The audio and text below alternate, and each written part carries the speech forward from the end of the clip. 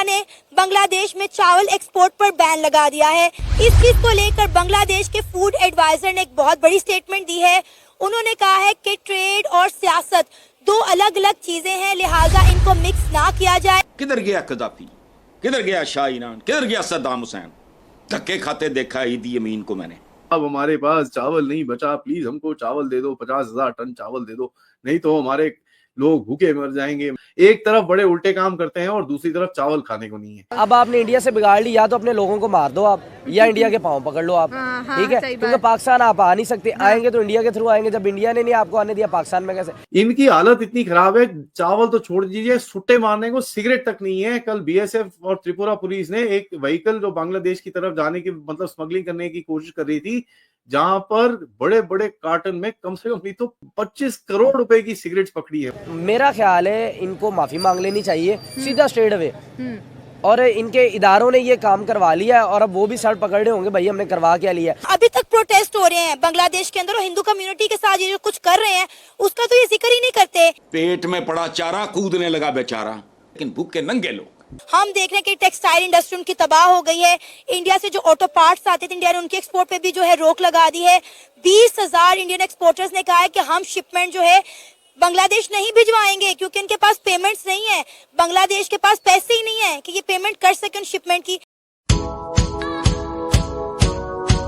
ये जो 2024 है ना, इसमें कोई भी स्टेट जो है वो अपने किसी भी हमसाये ममालिक से नहीं लड़ सकती। हमने कितनी 3 जंगें लड़ी हैं इंडिया के साथ, हम क्या कर ले, एक दूसरे का हमने बिगाड़ा कुछ भी नहीं है। ठीक हो गया, अपना ही हम दोनों ने एक दूसरे का अपना ही नुकसान किया और खुद ही किया। यही बांग्लादेश में था। आपके पास बांग्लादेश में क्या था कि आपके पास इनकलाब आ गया, आप अपोजिशन जमाते जो है हसीना रिजीम से आप लोग जो निजात चाहते थे और आपको मिल गई और बड़ी आसानी से मिली।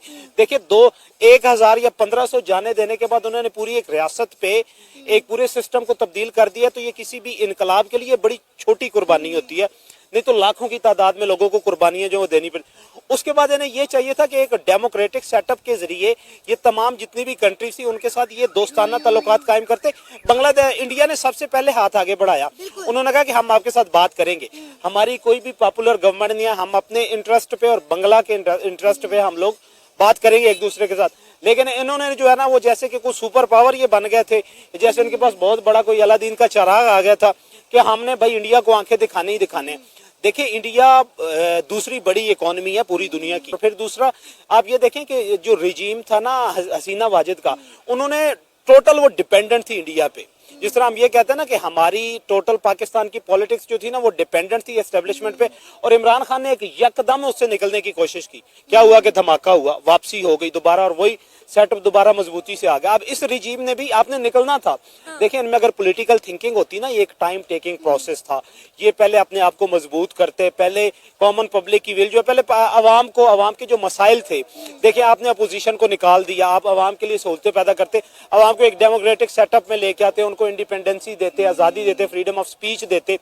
उसके बाद आप लोग जो हैं आहिस्ता आहिस्ता अगर किसी के साथ आप इंडिया के साथ चाहते थे कि हम लड़ना चाहते हैं, हम उनके साथ खींचातानी जो है करना चाहते हैं, रस्साकशी करना चाहते हैं, तो पहले खुद को स्टेबल करने के बाद के साथ ये लड़ कैसे सकते हैं? सर सवाल मेरा ये है कि जब इन्हें पता है कि हमारा 40% जो फूड है वो इंडिया से आता है, बिजली इनको इंडिया से आती है, पानी इनको इंडिया से आता है। आप देखें कि आधी से टेक्सटाइल इंडस्ट्री जो है उसके जो मालकान है वो इंडियन है, तो उन्होंने कैसे सोच लिया कि हम इंडिया को आंखें दिखा सकते हैं? अब देखिए इंडिया ने सिर्फ इनके फूड एक्सपोर्ट पर बैन लगाया, इनके सिर्फ प्याज, आलू और ये जो चावल है उनके एक्सपोर्ट पर रोक लगाई है।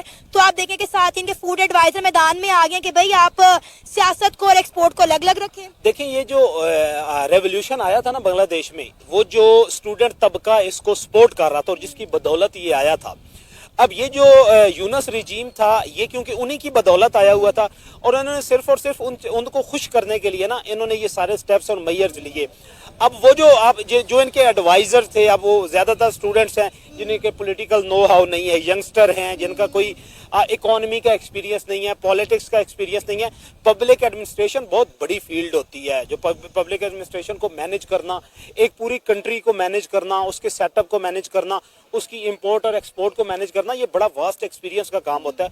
اور حسینہ رجیم سے جیسا کیسا تھا وہ چلا رہے رہے تھے تھے۔ وہ اور ادھر ڈیپینڈنٹ تو ظاہری بات ہے وہ ٹوٹل انڈیا پہ تھے اور وہ ڈیپینڈنٹ ان کے معاشی حالات آپ دیکھیں، ان کی اکانومی دیکھیں کہ شیخ حسینہ واجد کے دور میں کتنی بہتر تھی، جب سے محمد یونس آئے آپ دیکھ لیں کہ کس طرح ابھی تک پروٹیسٹ ہو رہے ہیں بنگلہ دیش کے اندر، اور ہندو کمیونٹی کے ساتھ یہ جو کچھ کر رہے ہیں اس کا تو یہ ذکر ہی نہیں کرتے۔ یہ کرتے ہیں کہ انڈیا دھمکا رہے ہیں، انڈیا کو یہ آنکھیں دکھا رہے ہیں، لیکن خود یہ بنگلہ دیشی ہندو کمیونٹی کے ساتھ کیا کر رہے ہیں، انڈیا کے ساتھ کیا کریں گے، اس کا ذکر ہی نہیں کرتے۔ ویڈیو دیکھنے کے لیے دھنیہ واد دوستو، اگر آپ ہمارے ساتھ جڑا رہنا چاہتے ہیں تو کرپیا کر کے چینل کو سبسکرائب کر بیل آئیکن کا بٹن دبا دیں تاکہ نئی ویڈیو کی جانکاری ترنت آپ تک پہنچ سکے۔